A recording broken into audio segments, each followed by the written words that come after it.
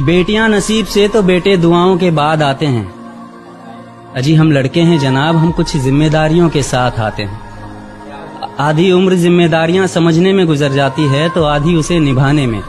पूरा बचपन किताबों में गुजरता है तो जवानी कमाने में।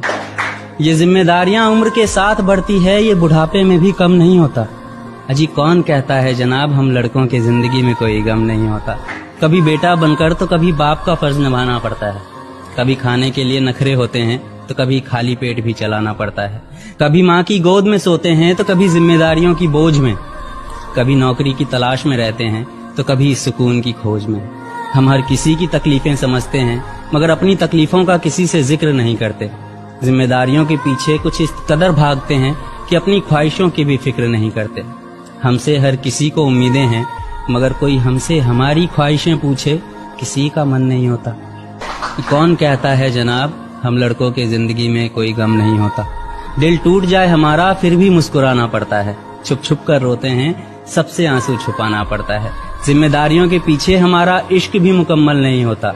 घुट घुट कर जीते हैं, हंसने मुस्कुराने का भी दिल नहीं होता। जिम्मेदारियां निभाते निभाते हमारे खुद के कोई अरमान नहीं बसते।